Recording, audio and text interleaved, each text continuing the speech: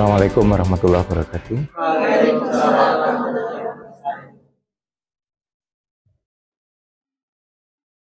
Oke, kita ingat kembali ya, tabel untuk S3.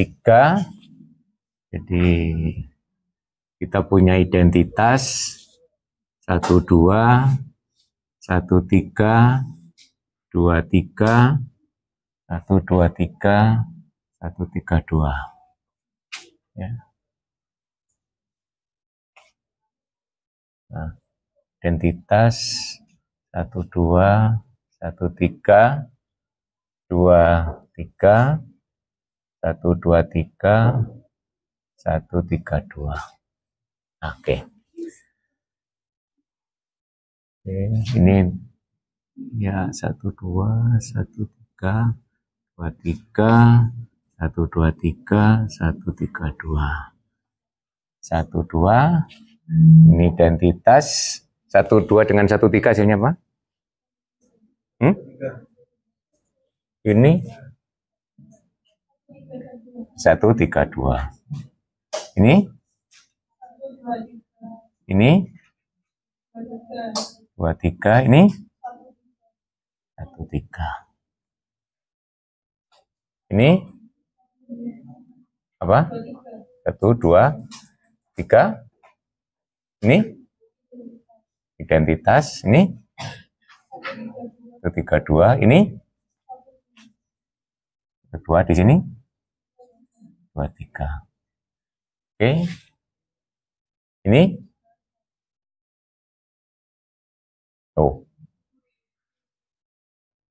1, 3, 2. Ini 1, 2, 3. Ini identitas. Ini 1, 3. Betul? Ini 1, 2. Oke, 1, 2, 3. Ini 1, 3 berapa? 1, 3. Oke, ini 2, 3. Ini 1, 2. Ini identitas. Salah identitas, jelas lah. Ini 1 figur. Ini identitas. Betul? Ini salah ini. Salah. Betul ya? Oh, betul. Ya. 1 ke 2, 2 ke 3, 1, 3, 3 ke 1, 1 ke 3, 1, 3, 2. Oke, ini 1, 3, 2. Ini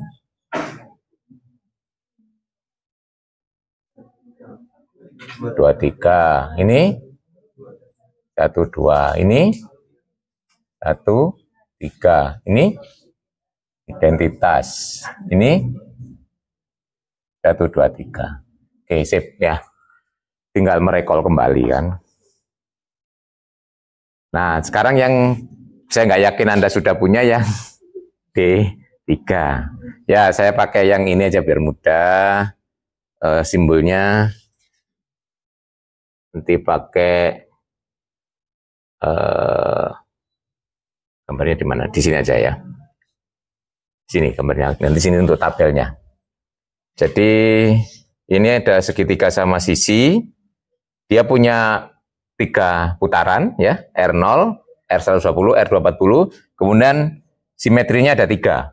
Saya sebut aja misalnya untuk gampangnya ini top, ini left, ini right.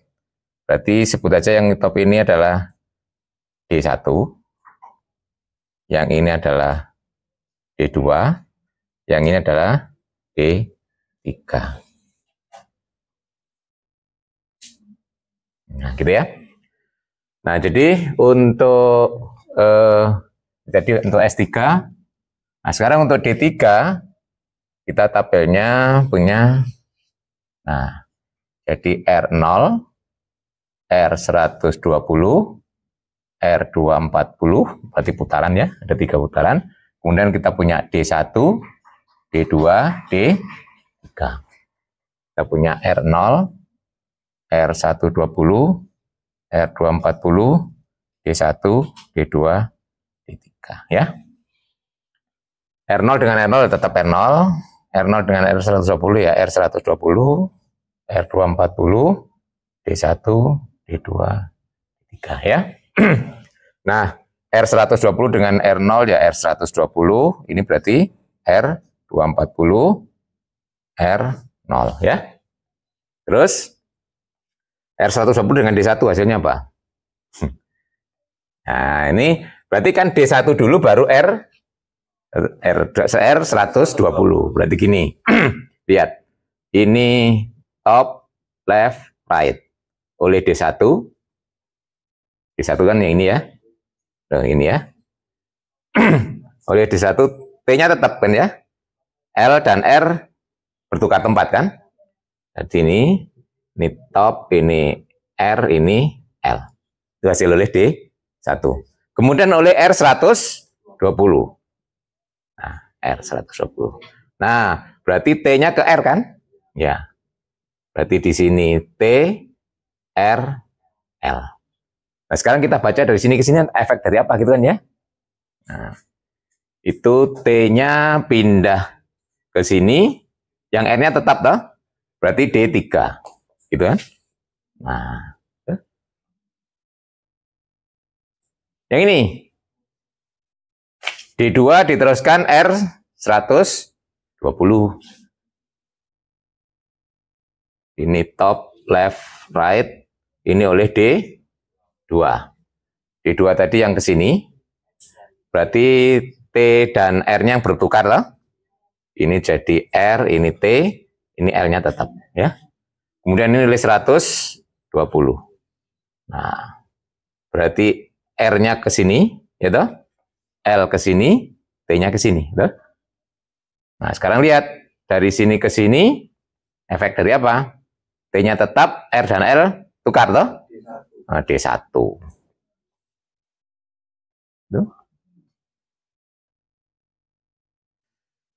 Nah, sekarang D3 diteruskan dengan R120. Ini harusnya kemarin Anda sudah buat ini ya. Itu sumbunya bebas kita buat nanti, yang penting hasilnya itu ya. Nah, itu mau D1 yang ini, yang penting konsisten gitu aja kita. Ini top, left, right. Oleh D3. D3 itu yang ini, berarti R-nya tetap, T dan L bertukar toh? Nah, ini L, ini T, ini R. Kemudian oleh R120. Nah, oke, ini R120, berarti L-nya ke sini, ya. Ini T, ini R. Nah, dari sana yang tetap L-nya, T dan R bertukar. Berarti D2, ya. Nah, itu bisa diteruskan. Coba. Yang ini R240 tetap, ini R0, ini R120. Nah, D1 diteruskan dengan 240. Nah, ini saya ganti. Yang ini aja. D1 diteruskan dengan 240. Ini ya. Nah, saya ganti dengan 240. R240. Nah, kalau 240 berarti T-nya ke L ya. Ini ya, berarti sini T, ini R, ini L ya. Berarti kita lihat dari sini ke sini, yang tetap L-nya, T dan R bertukar. D2. Ya. Terus D2 diteruskan dengan R240. Nah. Ini R240. Ya. Sama tadi, ini R-nya ke sini, ya. Kemudian L, ini T. Kita lihat dari sini, yang tetap R-nya, L dan T bertukar. Berarti D3, toh? Ya. Yang ini mesti D1 ya, coba dihitung nanti. Karena yang belum muncul pasti itu ya, karena hasilnya harus tunggal. Oke, ini D1.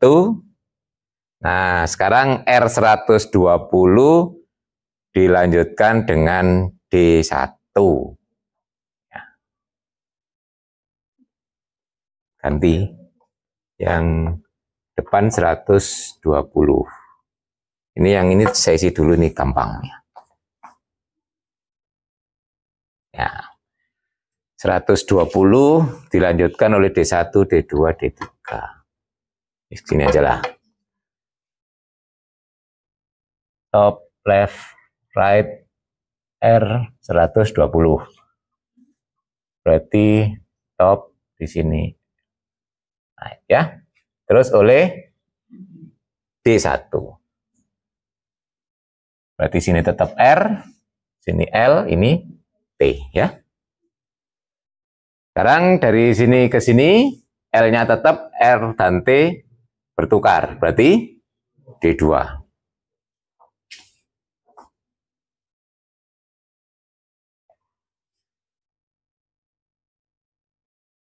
Yang ini aja.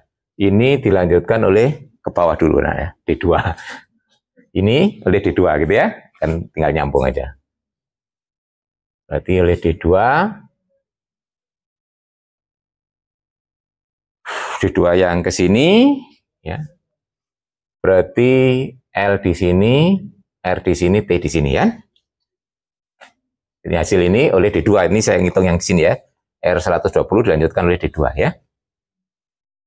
Berarti ini yang tetap R. Nah, D3 ya. Ini D3. Yang di sini dilanjut dari R220 dilanjutkan D3. Ini saya lanjutkan, yang ini dilanjutkan oleh D3. Ini dilanjutkan oleh D3, D3 tadi yang ke sana. Ya. Berarti ini R, ini T, ini L tetap ya. Berarti dilihat dari sana, T-nya yang tetap, L dan R bertukar. Berarti D1. Ya harusnya D1 memang ini yang belum muncul ya.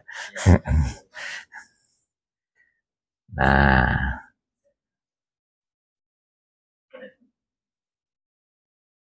D1, R240 dilanjutkan dengan D1. Nah ini aja. Saya ganti yang di depan R240. Nah, nanti kan ini ya. Ini.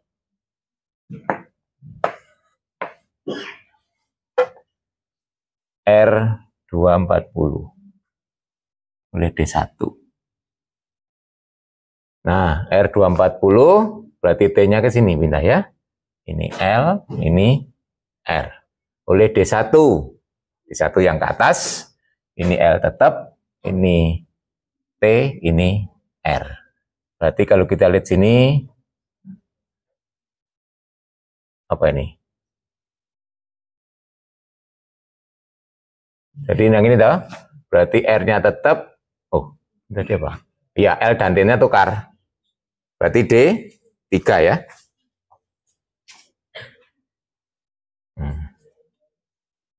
Ya, ini harusnya D1. Ini harusnya D2. D1, D1 ini R0. Kemudian D2, D1. D2 tadi mana? Ini ya. D2. Nah, ini saya pakai yang ini aja. D2 terus oleh D1. D2 dilanjutkan dengan D1. D1 atas berarti ini R tetap, ini T, ini L. Ya. Berarti apa ini? T-nya pindah ke sini, L-nya ke sini, R120. Berarti yang ini R240.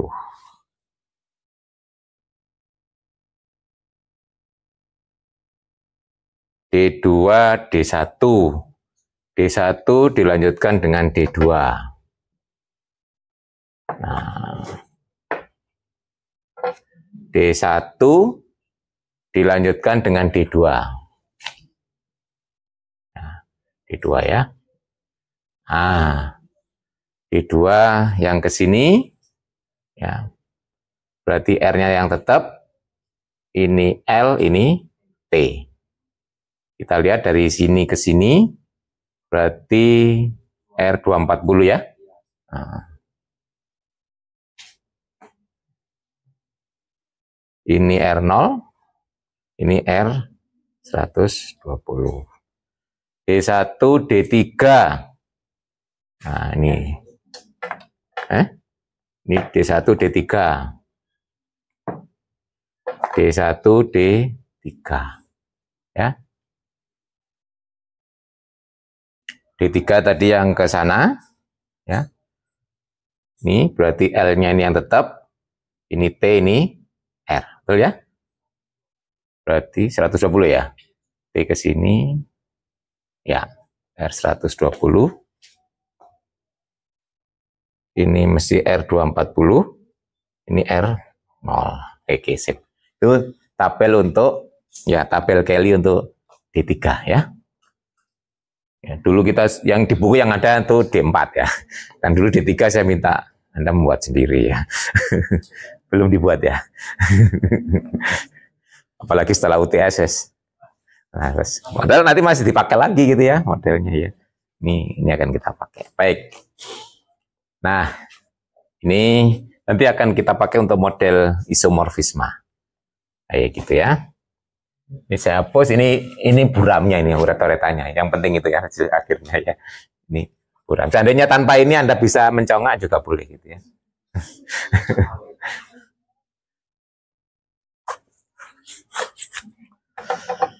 Oke. Nah, kalau tabelnya ini sudah kita recall, oke, saya ingin melihat di sini kan S3 itu anggotanya 6 ya. D3 juga anggotanya 6, sama-sama 6. Berarti mungkin kita buat pemetaan satu-satu dan pada, ya toh? Nah, mungkin. Nah, tapi akan saya konstruksi yang seperti ini, nanti keistimewaannya apa gitu ya. Coba. Nah, kalau saya konstruksi yang seperti ini ya. Ini gak ngawur karena punya tujuan gitu ya. Kalau asal satu-satu pada, yang penting di korespondensi satu itu selesai ya. Nah, tapi ini saya punya maksud tertentu. Misalnya identitas di S3 saya petakan R0 identitas di D3 ya toh. Kemudian 123 ke R120, 132 ke R240, 12 ke D3, 13 ke D2, 23 ke D1 ya. Nah, ini ya. Di sini apa yang terjadi ya? Pertama, Anda punya apa saja dulu ya. Elemen ini anggota S3 dengan D3 ini apa yang Anda punyai? Ordernya sama ya. Yang di sini dengan sini sama. Ini sama-sama. Ini 1, ini 3, ini 3. Tapi kalau ini nanti ditukar, nah ini bermasalah lagi gitu ya. Nah, ini tapi saya buat urutan yang sedemikian rupa sehingga nanti kita punya sifat yang istimewa. Kalau hanya berdasarkan order ini masih bisa dibalik, ya kan? Nah, berarti saya punya pertimbangan lain selain order. Tapi dari order memang sama semuanya ya, yang di kiri dan yang di kanan. Ya, ini semuanya 2, ini juga 2 kan? Kalau kita lihat ya. Nah, tapi selain kalau kita pertimbangannya hanya order, ini masih bisa dibolak-balik. Nah, kalau ini yang kanan dibolak-balik nanti bisa kacau ya. Tidak sesuai dengan yang saya harapkan. Nah, ada satu sifat yang paling istimewa. Sekarang coba lihat ini ya. Dari tabel S3, kita cari petanya dulu masing-masing. Ya. Jadi, artinya di sini, 1, 2, ini 1, 2, 1, 3, kita petakan dulu, kita buat tabel baru. Ya. Berarti di sini, ya, kita buat tabel. Nah, itu kita V. Berarti di sini kita cari V identitas. V identitas di sini berarti sama dengan apa? R0, ya toh? Di sini kita cari lagi V dari 1, 2. 1, 2 berarti D3. Ini berarti D3. Ya. Ini V dari 1, 3. 1, 3 berarti D2 ya. V dari 2, 3 berarti D1 gitu ya. Nah, ini V dari 1, 2, 3. 1, 2, 3-nya adalah R120. Nah, yang terakhir adalah V dari 132 R240. Nah, jadi yang di sini V1 tidak sama dengan R0, V12, D3, V13, D2, V23, D1, V123, R120, V132, R240. Nah, sekarang ini kita buat tabel. Nah, soalnya di sini kita membuat tabel dari D3 ya, cuma urutannya tergantung dari hasil petanya, ya toh? Berarti di sini ini adalah R0 dengan R0. Nah, R0 dengan D3, kita lihat ya. R0 dengan D3. D3. Nah, ini hasilnya sama ya, ini karena R0, D2, D1, R120, R240. Ya, gitu ya. Sekarang ini D3 dengan R0, D3 di sini ya. D3 dengan D3 itu berarti R0. D3 dengan D2, R240. D3 dengan D1, R120. D3 dengan R120, D1. Kemudian D3 dengan R240, D2, gitu ya. Nah, sekarang ini D2 hasilnya ya. D2 dengan R0 berarti D2. D2 dengan D3, R120. D2 dengan D2, R0. D2 dengan D1, R240. D2 dengan R120, D2 dengan R120, D3. Nah, kemudian D2 dengan 240, D2, D1. Ya. Kemudian D1 dengan R0 berarti D1. D1 dengan D3,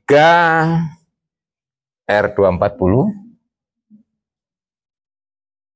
D1, D2, R120. D1, D1, R0. D1, R120, D2. Kemudian D1 dengan R120, R240, D3. Ya. Nah, kemudian ini R120. R120 dengan ini berarti R120. R120 dengan D3, D2. Dengan D2, D1. Dengan D1, D3. Dengan 120 berarti 240. Ini berarti R0 ya. Nah, terakhir 240. Ini R240. Kemudian dengan D3, D1. Dengan D2, D3. Dengan D1, D2. Ini berarti R0, R120. Nah, ini berarti kita membuat tabel dari peta ya. Nah, sekarang kita akan membuat yang berikutnya. Langsung kita ambil dari bodinya ini yang kita petakan. Ya. Ya. Ini tadi kan ini kita petakan baru kita cari ya. Sekarang dari langsung hasil ininya. Dari ini kita cari ya. Jadi langsung kita ambil dari dalam body. Tidak kita lihat itu. Nah, jadi sekarang kita punya tabel yang ini. Kita ambil langsung ya dari sini. Ya, misalnya dari sini. Nah, kita langsung ambil. Nah, gitu kan ya. Nah, jadi ambil petanya. Berarti peta dari identitas ya. Jadi di sini langsung kita lihat kamusnya di situ ya. Peta identitas ya R0 kan ya di sini. Nah, peta dari 12 D3. 13 D2. Kemudian 23 D1. 123 R120. 132 R240 gitu ya. Nah, kemudian peta dari 12 D3. Kita identitas R0. Peta dari 132 R240. Peta dari 123 R120. Peta dari 23 D1. Peta dari 13 D2. Kemudian baris ketiga 13 berarti D2. 123 R120. Ini identitas 132 R240. Kemudian D3. Kemudian D1. Ya. Terus baris keempat D1. Kemudian ini 132 berarti R240. 123 R120. Ini identitas R0. Ini D2, D3. Oke, baris kelima 123 R120. D2, D1, D3, R240, R0 ya.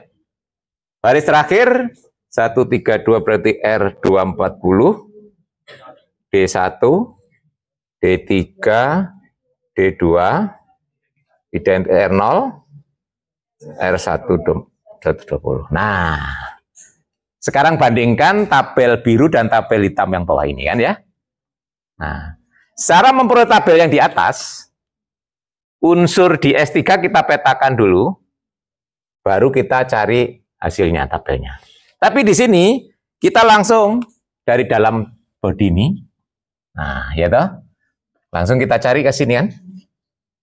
Nah, jadi dua metode mencari tabel hasilnya sama ya. Yang tabel biru yang di atas itu artinya apa? Unsur kita petakan dulu ya, baru dioperasikan kan di sini. Nah, tapi yang di sini unsurnya dioperasikan dulu, terus baru dicari petanya kan. Nah, jadi kalau kita lihat yang ini sebenarnya adalah V dari alfa beta. Betul? Kalau alfanya anggota S3 ya. Kalau yang ini, tabel yang ini sebenarnya adalah V alfa, V beta. Gitu ya. Nah, ternyata ini dan ini adalah hal yang sama. Nah, inilah yang disebut isomorfisme ya. Feelingnya ya. Jadi kita punya pemetaan satu-satu, tetapi terhadap operasinya nggak pengaruh. Artinya kita petakan dulu baru dioperasikan, hasilnya akan sama kalau dioperasikan dulu baru dipetakan. Itu yang sering disebut dengan preserve operation. Preserve itu mengawetkan, ya mempertahankan boleh ya, mengacekkan gitu ya. Nah, itu maksud saya. Ya mirip sifat-sifat itu banyak. Itu nanti makanya nanti banyak teori-teori di kalkulus yang nanti bisa dibawa ke aljabar gitu ya. Nah, jadi misalnya integral itu mengawetkan operasi tambah ya toh. Nah, itu berarti integral nanti bisa disejajarkan dengan fungsi yang demikian gitu ya. Nah, itu nanti makanya nanti sebenarnya struktur aljabar itu bisa dibawa kemana-mana dalam mempelajari suatu sistem, gitu ya. Nah, ini kegunaannya, ya. Nah, ini yang disebut. Jadi kita bisa mengaitkan unsur dengan yang mengawetkan operasi. Nah, inilah motivasi isomorfisme.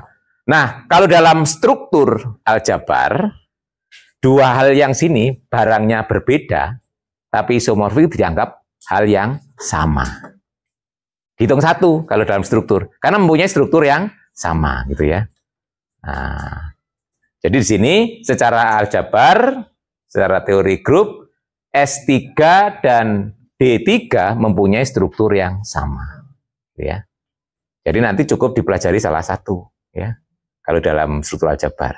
Kalau kita mencari model struktur kan ya, jadi bukan model objek yang kita cari dalam aljabar, itu adalah struktur yang berbeda, gitu ya. Nah, makanya nanti di dalam aljabar berkaitan dengan teori isomorfisme ini, ya, isomorfisme ini, nanti akan diidentifikasi berapa banyak sih grup yang tidak isomorfik, misalnya yang berorder 6. Nah, ini kalau S3 dan D3 kita anggap hal yang sama kan? Nah, ada nggak yang lain? Nah, nanti berdasarkan sifat-sifat isomorfisme itu nanti bisa dipakai untuk mengidentifikasi. Sebenarnya ini nanti bisa sebagai salah satu topik project kalau Anda kemarin sempat baca, gitu ya. Karena itu nanti identifikasi itu tidak masuk dalam ruang lingkup kuliah kita, ya. Nah, itu kalau di anak-anak pendidikan biasanya masuk ke mata kuliah pilihan, nah, teori grup, gitu ya, kelanjutan dari pengantar grup ini. Nanti itu kalau Anda mau baca nanti teorinya adalah tentang finite group, ya. Nah, finite group itu salah satu yang ditinjau untuk suatu grup berorder n itu ada berapa banyak variasi yang tidak isomorfik, ya. Nah, yang paling gampang nanti kalau ordernya P prima itu cuma ada satu macam. Grup yang berorder prima itu hanya ada satu macam. Semuanya pasti isomorfik dengan ZP. Nah, itu nanti bisa ditunjukkan, gitu ya. Ya, jadi kalau kita berbicara grup order prima, cukup melihat ZP saja. ZP tidak ada tambah, ya. Nah, itu. Nah, yang selain itu nggak ada lagi. Jadi sini nanti minimal yang variasi yang ordernya 6 ada 2 nanti berdasarkan sifat, ya. Ya, nanti karena salah satu sifatnya itu nanti isomorfisnya juga mempertahankan kekomutatifan, gitu ya. Nah, ini kan tidak komutatif. Nah, padahal Z6 komutatif. Berarti nanti Z6 dan ini adalah 2 grup yang tidak isomorfik. Jadi paling tidak kita mempunyai 2 di yang ordernya 6, ya. Nanti masih ada yang lain enggak, gitu ya. Orang sudah bisa mengidentifikasi semuanya, ya. Yang order 6 itu adalah sekian macam. Nanti silakan kalau Anda tertarik di browsing untuk identifikasi finite group, gitu ya. Nah, identifying of finite group. Nanti yang berorder 1 itu cuma satu macam, ya. Berorder 2 juga satu macam. Berorder 3 satu macam. Nah, berorder 4 mungkin sudah banyak variasi. Order 5 itu prima cuma satu macam. Nah, nanti beberapa yang mudah kita identifikasi sebagai contoh, ya. Misalnya contoh pertama. Nah, contoh pertama sudah dibaca nggak example 1? Itu penting, ya. Itu kelanjutan dari waktu kita berbicara siklik kemarin, ya. Nah, contoh 1 itu hasil yang sangat di contoh 2 kan, ya. Kalau contoh 1 kan bukan, yang contoh 2, ya. Kalau yang siklik ordernya Taingga itu pasti isomorfik dengan Z. Kalau siklik ordernya N isomorfik dengan ZN. Kalau nggak salah contoh 2, ya, di buku, ya. Nah, oke. Setelah ini kita eksplorasi contoh-contoh, ya. Contoh-contoh yang ada di buku. Nggak tahu apakah Anda sudah baca atau belum. Ya. Ini jadi pengertian isomorfisme kalau kita generalisasi, ya, ini kan ilustrasi, ya, ini motivasi. Kita membandingkan antara unsur di S3 dan D3. Ternyata kita bisa membuat korespondensi satu-satu dan mempunyai sifat ini, kan.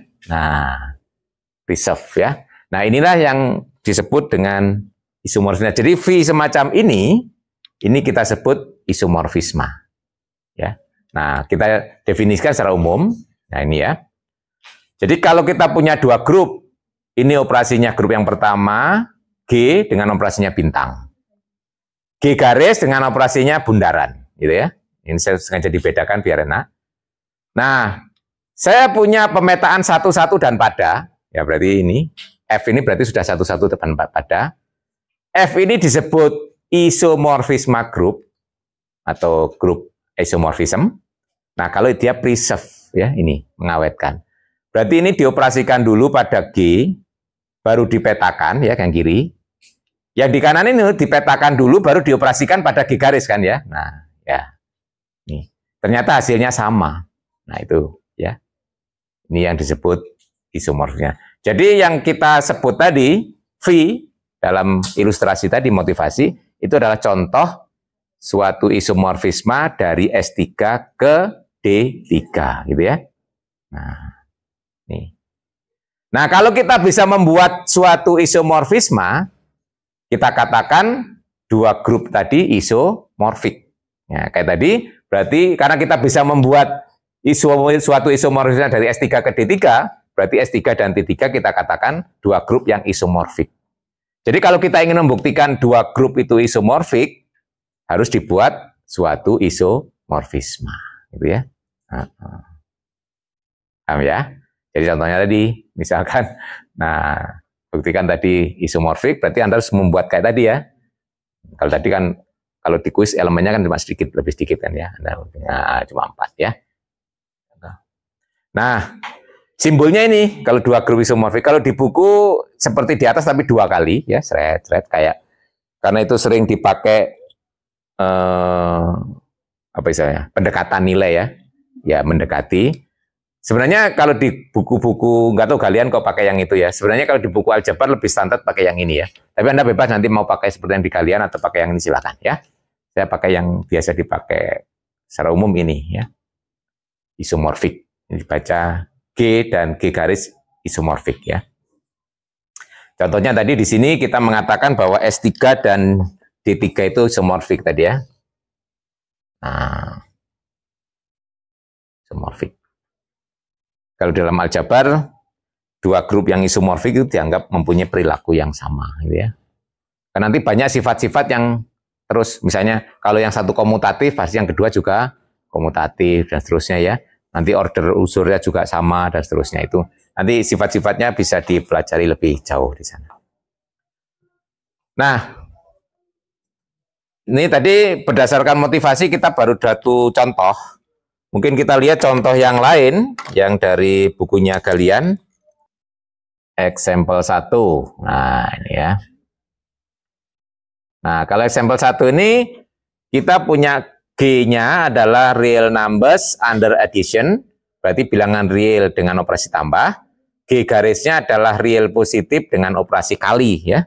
Nah, jadi di sini kita punya dua grup, berarti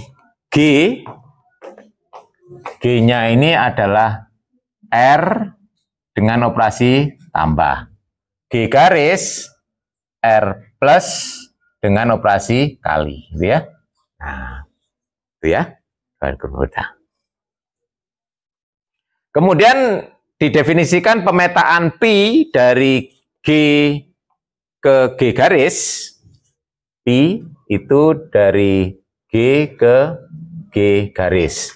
Di mana di sini X dipetakan ke 2 pangkat X. Ya. Nah, kita akan buktikan bahwa Pi itu suatu isomorfisma. Ya. Nah, kalau isomorfisma berarti harus tunjukkan fungsinya itu satu-satu pada, terus kemudian yang kedua adalah preserve operation. Ya, itu. Nah, itu yang dilakukan. Nah, bagaimana menunjukkan satu-satu? Nah, ingat, menunjukkan fungsi satu-satu, strateginya adalah fungsi itu dikatakan satu-satu, kalau nilai fungsinya itu sama, unsurnya juga harus sama. Jadi, dimisalkan fx sama dengan fy, harus dibuktikan x sama dengan y, gitu ya. Masih ingat ya, standar membuktikan fungsi satu-satu ya? Ya, di semester pertama ya. Jadi Yang pertama klaim Pi itu 1, 1 ya. Jadi misalkan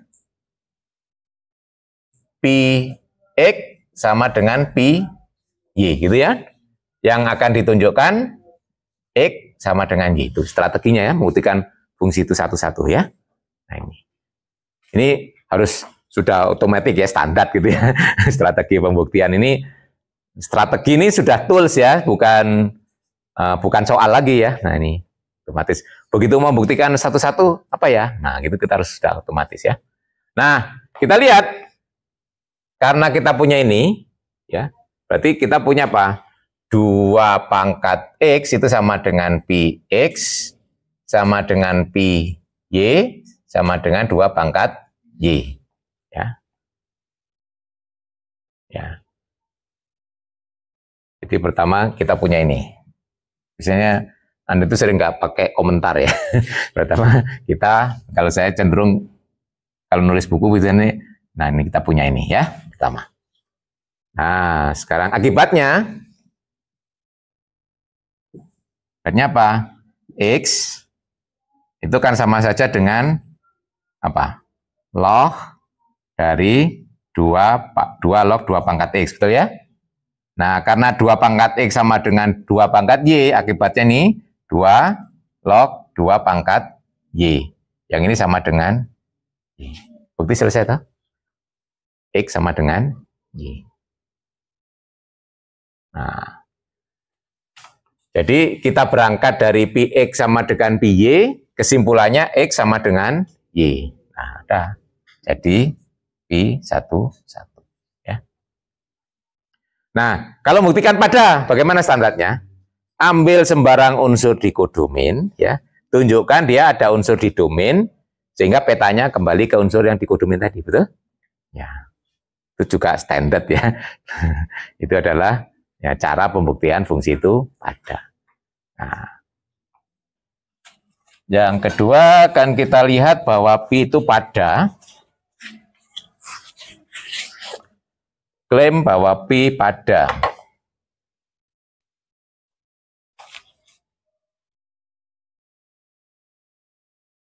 Nah, kalau Pi pada, ambil sembarang unsur di kodomain, ya. Ambil misalnya A di G garis sebarang. Nah, gitu ya. Kita harus bisa mencari B, ya kan, di G sehingga Pi B sama dengan A, gitu kan ya. Nah, bagaimana cara mencarinya? Nah, karena A itu berada di G garis itu kan R positif. Berarti ini lognya pasti ada kan? Nah, jadi kita punya 2 log A, itu pasti anggota R, ya, real kan? Bisa negatif, nggak apa-apa ya. Anggota R itu berarti sama dengan G, toh? R tadi kan punya G ya, kan ya? Nah, kita misalkan aja ini adalah B, ya toh? Misalkan, atau namai atau sebut, kalau misalkan seolah-olah ngambil ya, sebut, nah B sama dengan itu. Jadi yang ini kan. Jadi sebut B sama dengan 2 log A. Tuh. Jadi Pi B, gitu, berarti sama dengan 2 pangkat B, ya. 2 pangkat B berarti 2 log A, sama dengan A, ya. Nah, jadi ternyata ambil sembarang unsur di G garis, ada unsur B di G, sehingga Pi B sama dengan A. Jadi pada, ya. Nah, tinggal terakhir akan ditunjukkan preserve-nya, ya. Nah, saya ambil sembarang sekarang. Jadi terakhir ambil X dan Y di G sebarang. Nah, sekarang lihat Pi X tambah Y. Kalau di G kan berarti operasinya tambah, ya toh? Ditambah, berarti 2 pangkat X tambah Y sesuai dengan definisinya. Menurut sifat eksponen, ini akan sama dengan 2 pangkat X kali 2 pangkat Y. Berarti yang ini adalah Pi X kali Pi Y. Ya. Nah, jadi kita punya Pi X tambah Y sama dengan Pi X Pi Y untuk semua X, Y di G. Ya. Nah, jadi berdasarkan ini 1, nah 1 ini 1, 2 pada, 3 preserve ya. Nah, berarti berdasarkan 1, 2, 3 kita peroleh P suatu isomorfisme. Ya. Jadi kalau membuktikan isomorfisme ya pemetaan itu harus dibuktikan itu ya. Oke. Jadi dari sini kita bisa mengatakan grup R terhadap operasi tambah isomorfik ya dengan R terhadap operasi R plus terhadap operasi kali ya. Nah, itu ya. Nah, itu barang yang mirip ya, strukturnya sama ya. Nah, itu. Ini namanya isomorfik. Oke. Nah, contoh kedua ini penting. Ini adalah ada kaitannya dengan yang sudah kita diskusikan lalu, yaitu tentang grup siklik ya. Ada pertanyaan dulu sebelum kita lanjutkan contoh 2, contoh 1 tadi. Ya. Apa? Loh, kalau tadi yang sudah finite kan tadi, yang S3 dan D3 tadi finite. Iya. Satu-satu ya. Kalau enggak ya harus dicek satu-satu gitu kan ya. Caranya dengan tabel tadi cepat ya. Tabel kita petakan dulu baru dioperasikan. Nah, terus kedua tabel dioperasikan dulu petakan terus dibandingkan gitu ya. Kalau finite pakai itu tabel Cayley ya. Tuh, senjata kita kalau finite senjata Cayley. Kalau infinite harus menggunakan properti sifat kan ya. Itu tadi sifat. Kita nggak bisa menabelkan yang infinite. Nggak ada base-nya ya. Finite pun kalau banyak, kalau kita bisa bekerja dengan sifat boleh juga gitu ya.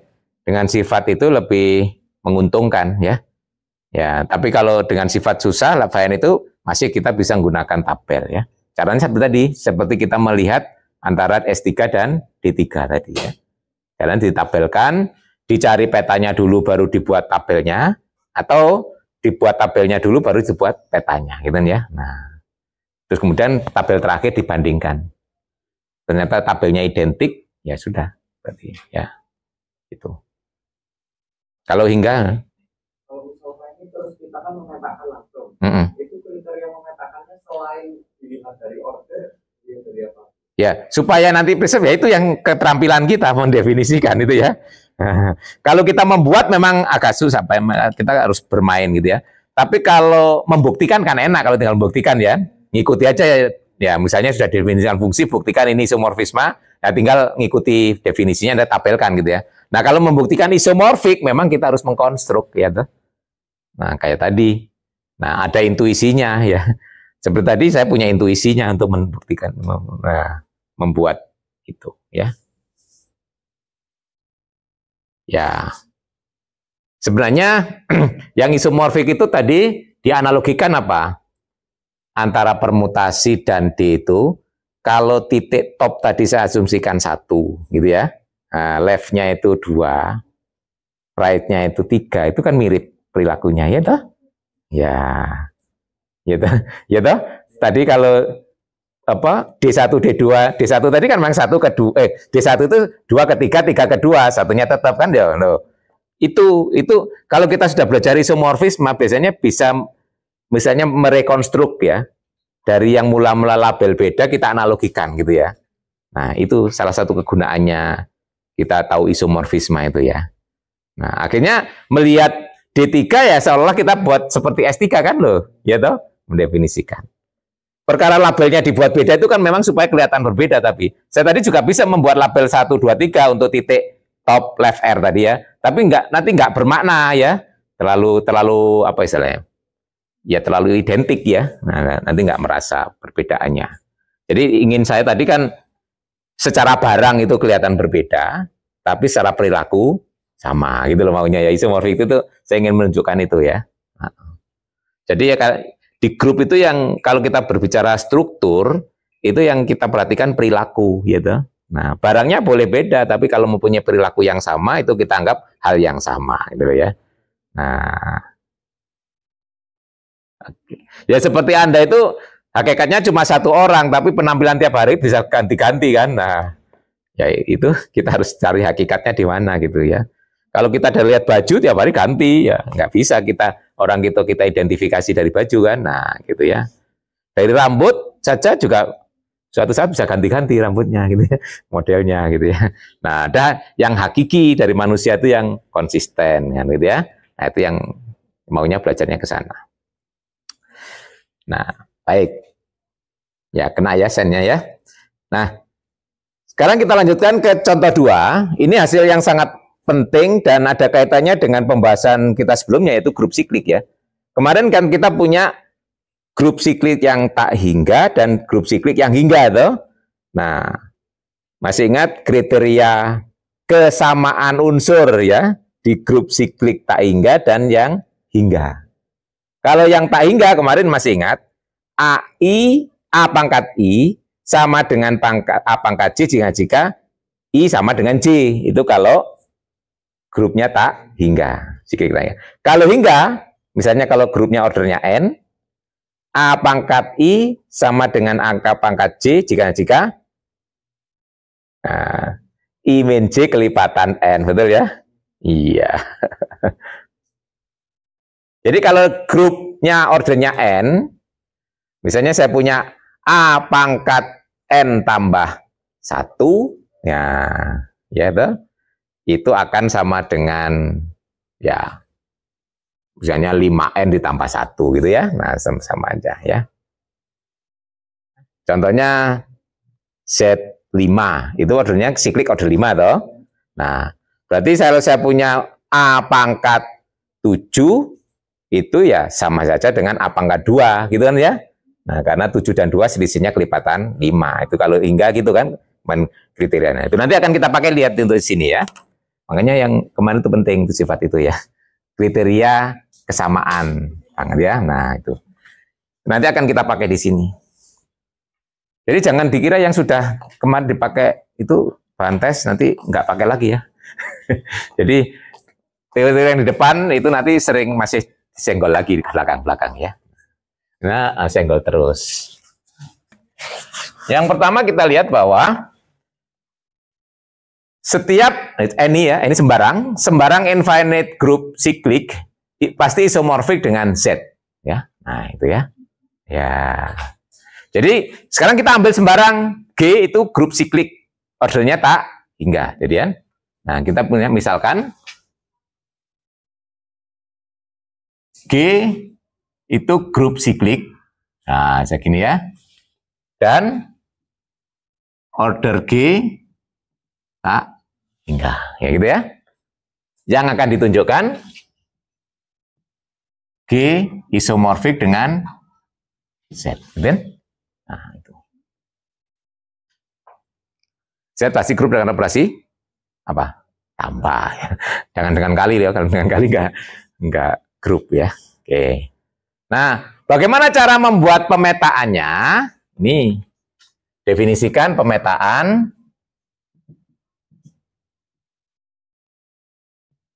Ini P itu dari G ke Z. Bagaimana? Unsur di G itu pasti berbentuknya adalah A pangkat K ya, karena G-nya adalah siklik yang dibangun oleh A. Berarti sini pasti dalam bentuk A pangkat K. Dipetakan ke K. Nah, kan anggota Z toh. Kalau grup siklik unsurnya berbentuk A pangkat K dengan K di Z kan. Nah, berarti A pangkat K kita kaitkan ke K. Paham ya cara mendefinisikan metanya. Jadi ini well defined ya. Nah, sekarang tinggal menunjukkan bahwa ini pemetaan ini adalah satu-satu pada dan preserve operation ya.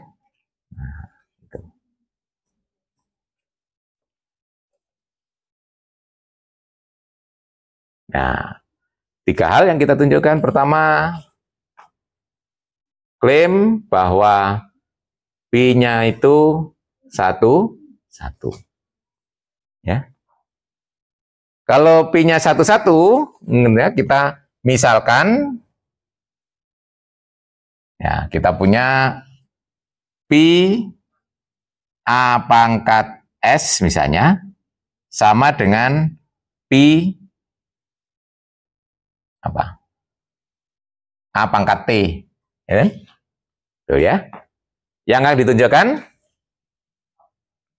A pangkat S sama dengan A pangkat T, gitu ya. Saya kira mudah ya. P A pangkat S itu apa? S. Ya. P A pangkat T, T. Padahal kita punya di grup yang infinite, cyclic infinite, A pangkat S sama dengan A pangkat T jika S sama dengan T, gitu ya. Tuh. Iya, kriteria itu kemarin ya. Ya, sudah terbukti jadi ya. Nah, teoremanya ya. Ya pakai itu. Jadi dari sini berarti S kan sama dengan P A pangkat S sama dengan P A pangkat T ya. Sama dengan T. Jadi AS. Jadi sebenarnya yang satunya tadi untuk menjamin pemetaan ini well defined ya. Karena tidak mungkin, ya karena kita punya ini ya. Di kemarin A pangkat I sama dengan A pangkat J jika I sama dengan J ya. Jadi sebenarnya yang kita pakai ini yang ke kiri untuk buktikan satu-satu. Yang ke kanan kita pakai membuktikan bahwa pemetaan ini well defined ya toh. Karena kalau ini sama, pasti ini sama kan? Nggak mungkin ini sama ini berbeda. Nah itu nggak jadi pemetaan nanti kan ya. Nah ini ya. Jadi ini karena dua arah, sebenarnya yang ke kanan kita pakai untuk menjamin ini well defined, ya kan? Supaya hasilnya tunggal kan? Nah, kalau nggak ada kriteria yang ke kanan ini bisa beda loh ya. Bisa satu ini bisa dua nilai, ya toh? Contohnya kalau di yang hingga ya. Contohnya di Z5, ya toh? Nah, A pangkat 7 kan sama dengan A pangkat 2. Nah, ini adalah petanya bisa 7, bisa 2. Itu kan bukan fungsi toh.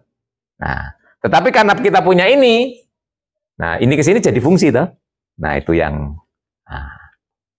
jadi ini ada dua keperluan sebenarnya jika ini. Sebenarnya kalau Anda menuliskan dengan advance ya levelnya tinggi, cukup menggunakan ini. Berdasarkan kriteria kesamaan unsur di grup siklik tak hingga, ini tahu. Berarti dari sini dapat kita simpulkan pemetaan yang didefinisikan well defined dan yang kedua satu nggak usah nulis ini gitu ya. Nah itu kan, itu kalau kita sudah berpikirnya tingkat advance ya bukunya, ya toh. Jadi berdasarkan satu lema atau teorema langsung mengatakan fungsinya well defined dan satu karena ini dua arah ya. Ya ini saya tulis ini biar Anda tahu detailnya saja. Ya. Berlatih untuk melihat detail. Kemudian yang kedua kita tunjukkan pada. Kalau pada saya kira juga lebih gampang. Ambil sembarang unsur di Z, ya definisikan unsur di G ya A pangkat itu kan. Iya. Ya itu jadi pada. Kalau kita ingin klaim bahwa P pada, nah ambil misalnya ambil sembarang unsur di Z. Misalnya ST U ya. Ambil U di Z sebarang. Nah, kita pilih A pangkat U itu pasti anggota G ya. Jadi kita punya P dari A pangkat U ya sama dengan U ya. Nah, jadi kita punya P pada. Oke, terakhir tinggal membuktikan bahwa preserve ya, mengawetkan. Yang ketiga, saya ambil Misalnya A pangkat K dan A pangkat L di G sebarang, ya kan? Berarti kalau operasinya di grup ya, kalau kita nggak tahu kita jejer aja kan ya. Jadi P dari A pangkat K, A pangkat L, ya. Ini berarti dioperasikan, berarti kan P dari, kemarin masih ingat perpangkatan A tambah L, ya. Definisinya ini adalah K tambah L, ya, betul ya. K tambah L berarti ya P dari A pangkat K terus ditambah P A pangkat L. Selesai toh? Nah, ini berarti preserve, ini operasi di G, ini operasi di Z kan? Tambah. Nah. Jadi P suatu isomorfisme. Dengan demikian di sini bahwa G isomorfik dengan Z, ya. Jadi ini penting, sangat penting ya, ini mendasar. Jadi setiap kita punya grup siklik infinite pasti isomorfik dengan Z, ya. Nah, ini kesimpulan yang sangat kuat ya. Nah, yang hingga kalau ordernya itu n akan isomorfik dengan Zn. Nah, ingat kriteria tadi yang kedua yang kita pakai ya, bahwa A pangkat I sama dengan A pangkat J jika n membagi I min J, ya, selisih I dan J itu. Kalau yang ini, kalau infinite kan jika I sama dengan J, ya. Ya, kalau di buku nggak ada detailnya buktinya ya. Itu detailnya kita sendiri yang membuat. Kalau kita belajar harus begitu. Nah, bagaimana kita membuat definisi fungsinya? Ini kita pakai ini kriteria yang mirip ini tadi ya. Jadi sekarang saya misalkan lagi, sini bisa habis. Misalkan G itu siklik, tapi ordernya n. Nah, yang akan ditunjukkan G itu isomorfik dengan Zn, ya. Nah, yang kita pakai ini, ya, kriteria ini, A pangkat I sama dengan A pangkat J itu jika n itu membagi I min J, itu kriterianya. Ya, kemarin buka kembali yang disiklik ya. Nah, ini kayak seperti tadi ya. Ini saya bulati saja ini ya. Karena ini kriteria yang sudah kita punyai. Nah, berdasarkan ini kayak tadi, kita bisa mendefinisikan P dari G ke Zn, ya. Jadi definisikan ini. P dari G ke Zn. A pangkat K dibawa ke kelasnya K, ya. Kelasnya sekarang. Nah, sekarang coba lihat ini. Dengan menggunakan kriteria ini, yang ke kanan, itu ini jadi well defined. Kalau menggunakan yang ke kiri, ini jadi satu-satu. Ya. Paham? Kenapa? Kalau ke kanan, kita punya dua unsur di domain, harus menghasilkan peta yang sama, itu kan well defined ya. Jadi kalau ke kanan ini, A pangkat I sama dengan A pangkat J, kan akibatnya N membagi I min J. Kalau N bagi I min J, pasti kelas I sama dengan kelas J. Ya, tuh. Nah, kalau kita bawa ke kiri, jadi kalau yang kanan sama, ya tuh, kiri sama, itu berarti satu-satu toh. Nah, kalau kelas I sama dengan kelas J, artinya ini kan? Ini artinya ini kan? Tuh. Jadi kalau ini ke sini, nah, ya toh, yang ke arah sana membuktikan well defined, yang ke arah sana membuktikan satu-satu, ya. Dengan satu sifat ini, ya, ini ada dua hal yang kita dapatkan, ya. P itu well defined, yang kedua P itu satu-satu. Ini menggunakan arah yang ke kiri, ini ya. Ini menggunakan arah yang ke kanan, ya. Ingat, membuktikan fungsi well defined, kita berangkat dari unsur sama, dibuktikan petanya sama. Membuktikan satu-satu, berangkat dari petanya sama, unsurnya sama. Jadi kalau kita punya kriteria unsur sama dan ini sama bolak-balik, ya langsung membuktikan well defined dan satu-satu. Nih ya. Ini cara membaca sifat. Jadi kalau Anda berargumentasi seperti itu, Anda berarti sudah paham ya. Kalau seperti ini kan masih belajar tadi gitu ya. Nah, kalau sudah gunakan sifat itu untuk berargumentasi, itu berarti kita paham betul gitu ya. Nah, oke, jadi ini kita sudah punya P11 well defined dan satu-satu. Tinggal menunjukkan dia pada dan preserve saja ya. Nah, pada dan preserve. Padanya saya kira gampang ya. Kalau ambil sembarang kelas di sini, pasti di dalamnya unsur di Z.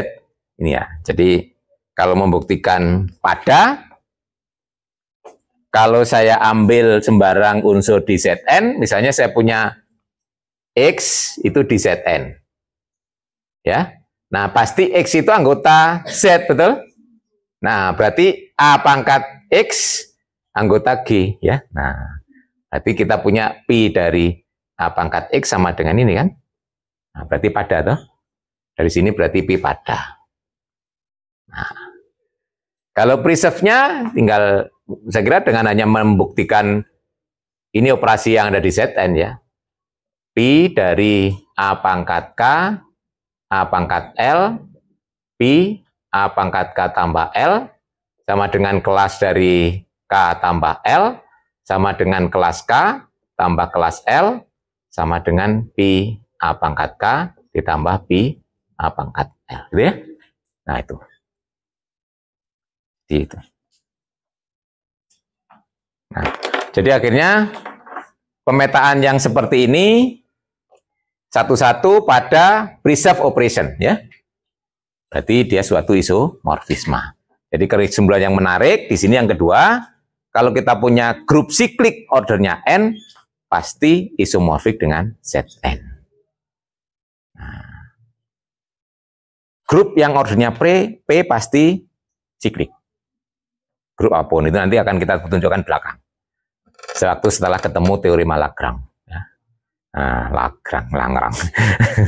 Lagrange itu nanti bisa kita mengatakan bahwa setiap grup order prima pasti siklik. Sekarang terima saja dulu itu ya. Nah, makanya tadi kesimpulan kita betul. Kalau grup itu ordernya prima, pasti siklik. Siklik berarti isomorfik dengan Zp. Nah, gitu ya. Makanya setiap grup ordernya P pasti isomorfik dengan Zp. Berarti grup yang ordernya P cuma ada satu macam, yaitu Zp saja. Semua yang order prima pasti perilakunya sama dengan Zp. Itu salah satu keuntungan kita punya teorema isomorfisme. Mungkin satu lagi, ini contoh yang bukan ya. Contoh 3 itu is not ya. Nah,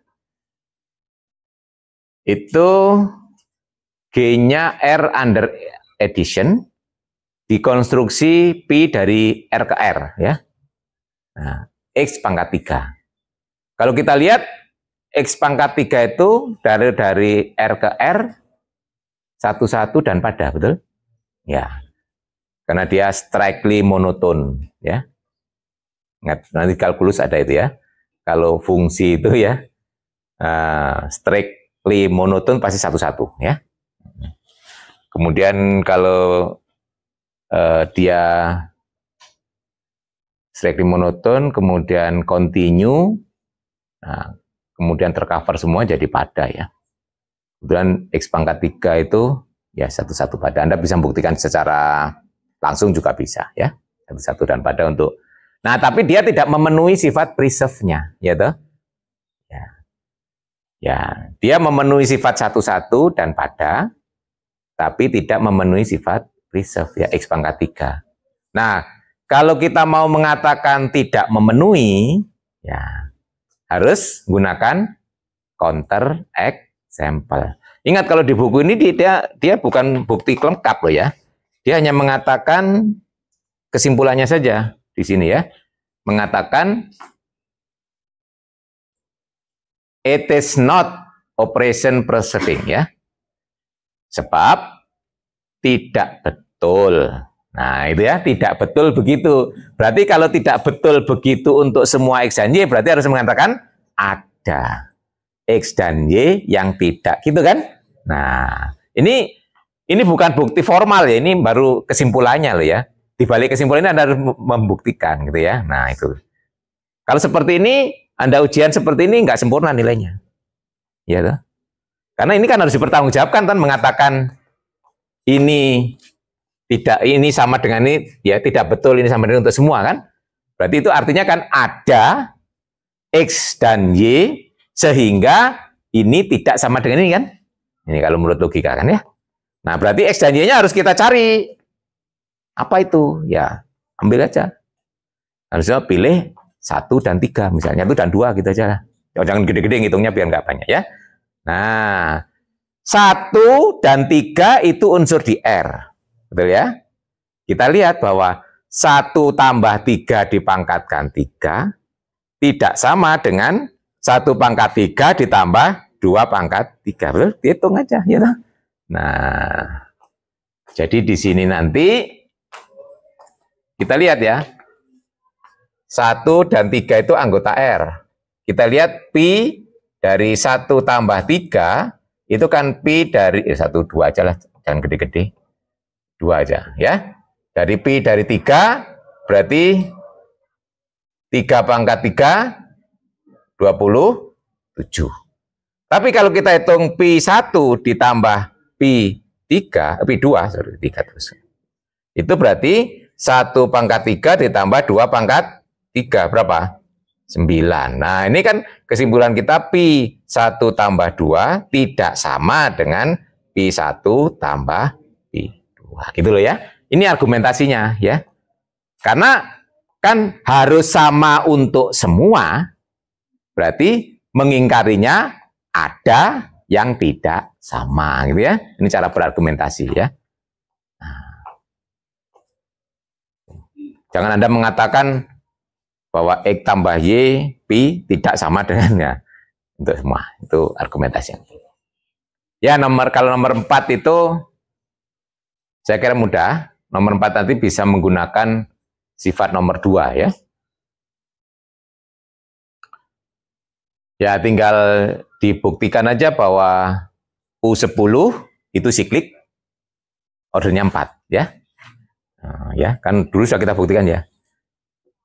Nggak tahu Anda menyelesaikan nggak waktu berbicara U-an itu ya. Nah, U yang sedikit-sedikit kan bisa kita eksplor kan ya. Nah, U10 itu siklik order 4. Menurut hasil nomor contoh 2 pasti isomorfik dengan Z4. Terus U5 juga sebut aja. U5 ordernya 4 juga siklik. Berarti dia U5 juga isomorfik dengan Z4 ya. Dua-duanya isomorfik dengan Z4 pasti U10 dan U5 pasti isomorfik gitu ya. Nah, itu boleh kalau pakai itu ya. Ini namanya membuktikan pakai sifat yang sudah kita. Nah, itu nanti boleh kalau Anda pakai itu ya. Karena sifatnya sudah kita buktikan. Baik. Nah, nanti banyak sifat-sifat yang muncul di buku ini. Nah, nanti secara detail sifat-sifat ini juga akan direkol kembali sewaktu kita membahas homomorfisma. Nah, kebetulan kalau di bukunya Galian itu membahasnya isomorfisma dulu, baru homomorfisma. Homomorfisma itu lebih general dibandingkan isomorfisma. Atau isomorfisma itu special case dari homomorfisma. Makanya nanti sifat-sifatnya ada yang analog gitu ya. Kayak ya ini masalah strategi saja. Kalau buku yang lain ada yang membahasnya homomorfisma dulu, baru ke isomorfisma. Artinya dibahas yang umum dulu, baru yang khusus. Nah, ini masalah strategi ya. Nanti karena buku teks kita pakai yang Galian, saya ngikuti aja alurnya di Galian. Cuma memang kalau menggunakan alur ini, motivasinya kena. Langsung kita bisa mengilustrasikan dengan pakai S3 dan D3. Tapi kalau homomorfisme terlebih dahulu itu saya agak susah juga mencari motivasinya apa gitu ya untuk mendefinisikan suatu homomorfisme ya. Paling juga melalui isomorfisme. Kenapa? Asalnya terang.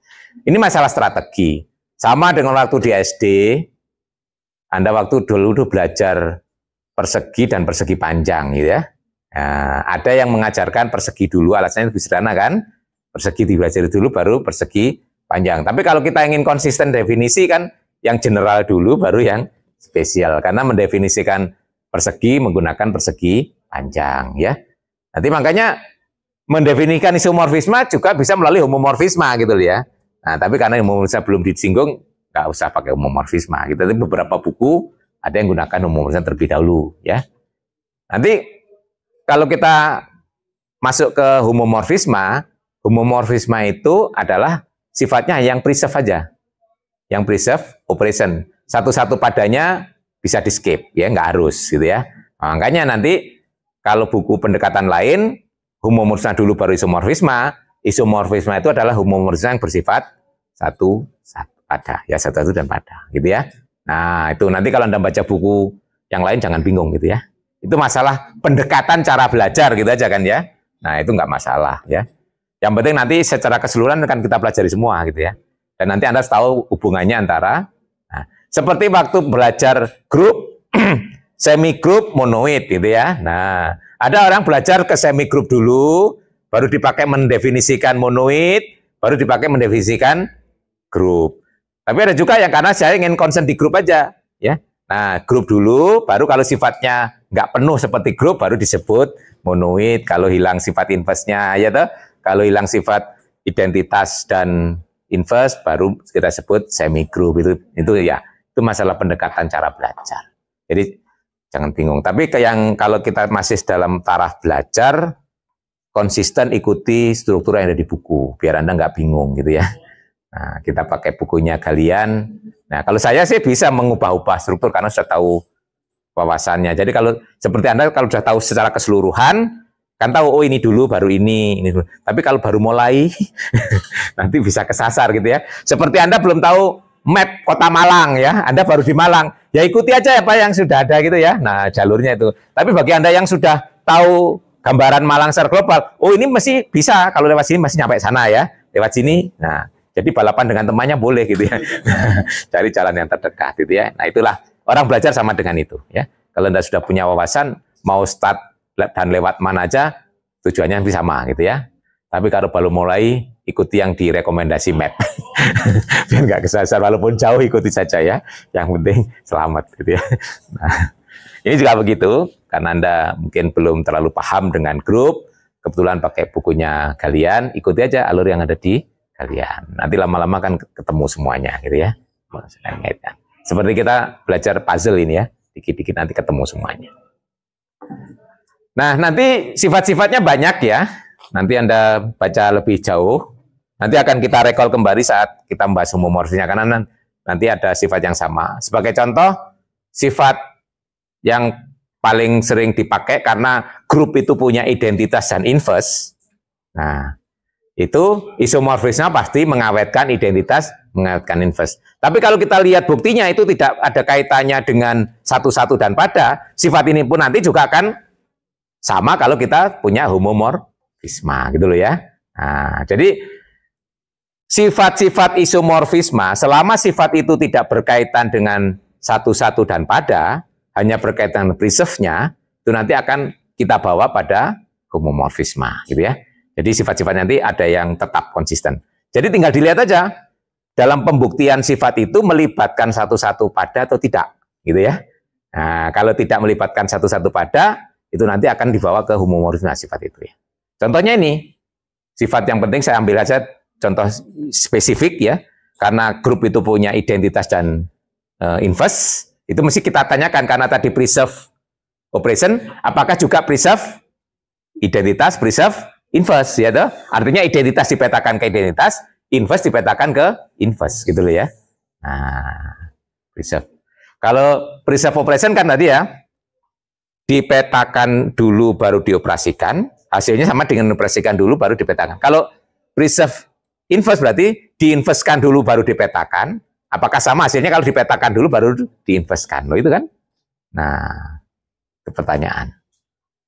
Nah, itu ya ini sambil waktunya masih ada sedikit.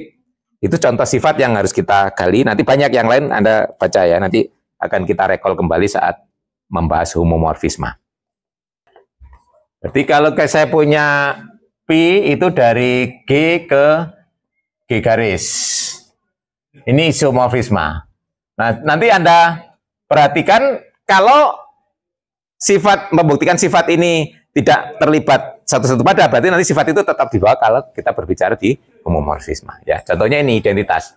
Kita misalkan E itu identitas di G dan E garis identitas di G garis, gitu ya. Nah, yang akan ditunjukkan Pi dari E sama dengan E garis, gitu ya. Jadi peta identitas adalah identitas, gitu ya. Jadi itu namanya, kayak tadi dari S3 ke D3 ya. Nah, di S3 1 ya. Nah, di D3 R0. Berarti kalau kita itu harus memetakannya, itu yang harus kita perhatikan. Identitas harus dibawa ke identitas. Kalau enggak itu sudah berarti bukan ya. Nah, itu sudah. Nah, caranya lihat sini bahwa ini E itu kan sama dengan EE, betul? Ya. Nah, berarti Pi E kan sama dengan Pi E sama dengan Pi E, betul?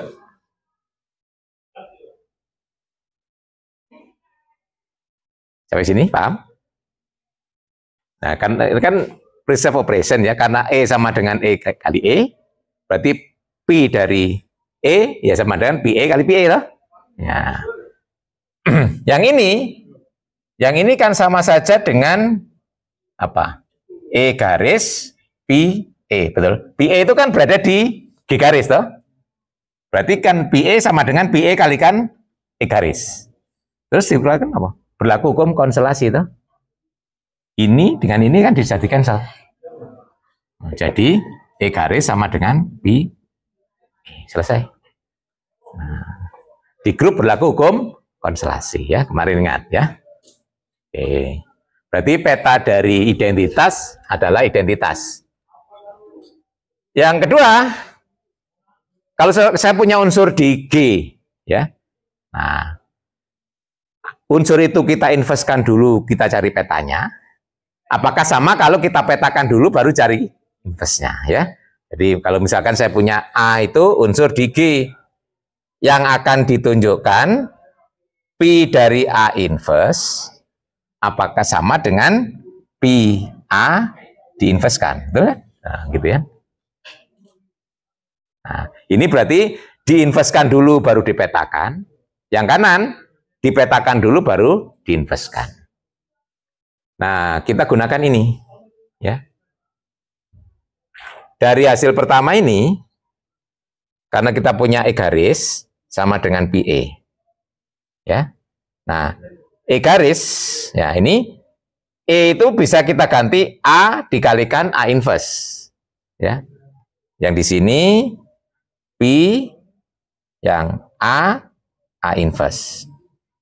Sementara yang kiri bisa ganti dengan Pi A inverse. Ini saya taruh di luar. Ini Pi A itu kan unsur di G garis. Berarti kalau Pi A berarti punya inverse toh? Berarti Pi A diinverskan. Oke, sampai sini paham? Ya. Jadi E garis saya ganti Pi A dikalikan Pi A inverse. Y inverse gitu kan ya. Nah, ini sementara E-nya saya ganti dengan A inverse gitu ya. Karena dia isomorfisnya berarti preserve, yang ini menjadi Pi A inverse, betul? Terus digunakan konstelasi, Pi A-nya yang di-cancel kan? Ini Pi A, ini Pi A. Kanselasi berarti kita sudah punya Pi A diinverskan sama dengan Pi A inverse. Nah, gitu ya. Nah, ini sifat pokok. Nah, coba lihat. Pembuktian dua sifat ini tidak melibatkan sifat satu-satu dan pada kan? Berarti sifat ini nanti, kalau sifat satu-satu padanya dibuang, tetap berlaku. Berarti kalau kita punya fungsi hanya preserve saja, yaitu nanti bekerja dengan homomorfisme, berarti ini tetap berlaku. Gitu cara melihat sifat gitu ya. Nah, jadi ini ternyata pembuktiannya hanya menggunakan preserve-nya saja. tidak melibatkan satu-satu dan pada. Jadi nanti Anda coba pelajari sifat-sifatnya. Nanti kita kan belajar mengenerate. Ya, ini tujuannya mengenerate suatu sifat, ya. Sifat itu kita bawa ke lebih umum. Nah, apakah selalu bisa gitu ya? Nah, tinggal lihat saja yang terlibat apa. Contohnya sifat yang berlaku di isomorfisme kan khusus ya. Kita bawa ke homomorfisme. Nah, tinggal lihat ya. Nah, itu nanti dalam penelitian matematik seperti itu sering terlibat gitu ya. Nah, cuma saya yang penelitian itu bukan matematik ya, pendidikan matematik ya. Itu nanti penelitian matematik ya seperti begitulah kira-kira ya, mengeneralisasi suatu sifat dan sebagainya. Nah, kalau tertarik Anda nanti boleh dari pendidikan matematik ngambil S2 matematika. Terus S3 juga matematika. Bayari dulu S1-nya pendidikan matematik ya. Nah, terus S2, S3-nya matematika gitu ya. Bisa, enggak apa-apa. Kan berubah pikiran orang yang ternyata setelah belajar matematika lebih menarik matematika daripada pendidikan matematika gitu ya. Nah, ya. Dan sementara dan dari matematik juga bisa matematika murni kemudian ngambil S2, S3. Bahkan ada juga yang gini, beberapa dosen tuh S1 pendidikan, S2 matematik murni, S3 kembali ke pendidikan lagi, juga nggak apa-apa gitu ya. Banyak gitu ya. Oke, saya kira itu waktunya pas selesai. Nah, nanti tentang isomorfisme ini akan kita sambung lagi sewaktu topik homomorfisme ya. Itu nanti generalisasi dari isomorfisme. Jadi kalau sifatnya dikurangi itu namanya konsepnya digeneralisasi kan ya. Nah, terus nanti pekan depan kita sementara selingi dulu ya. Apa pekan depan topiknya? Hah? Koset. Nah, sudah tahu koset itu? Belum. Nah, prinsipnya nanti kita punya grup, punya subgrup. Nah, kalau subgrup itu dikalikan dengan satu unsur, itulah jadi koset ya. Baik di kanan maupun di kiri. Nah, oleh karena itu kita bekerja dengan grup non komutatif jadi penting.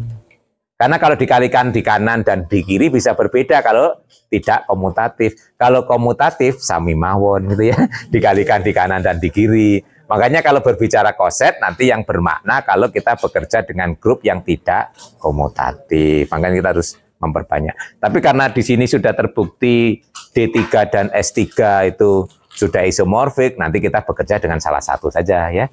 Ya nanti kita akan mengeksplor tentang koset dengan menggunakan S3 ya. Tuh, sebagai ilustrasi. Kebetulan S3 kan tidak komutatif ya, biar make sense. Ada bedanya dikalikan di kanan dan dikalikan di kiri. Silakan nanti dibaca terlebih dahulu biar punya. Sekarang kan tadi begitu tanya kan masih apa itu koset gitu ya. Nah, karena belum baca. Nanti kalau setelah baca paling tidak punya sedikit wawasan dan mungkin bisa mencoba soal kuisnya gitu ya. Mencoba loh kan nggak harus benar. Nah, kalau nggak baca sama sekali apa yang mau dicoba gitu ya. Nah, bingung ya. Dengan simbol aja nggak tahu gitu. Oke, sampai ketemu lagi pekan depan, ya tetap semangat ya. Nah, tetap semangat, baru pertemuan ke-9 ya. Masih 7 lagi ya. Oke, kita ketemu lagi pekan depan. Assalamualaikum warahmatullahi wabarakatuh.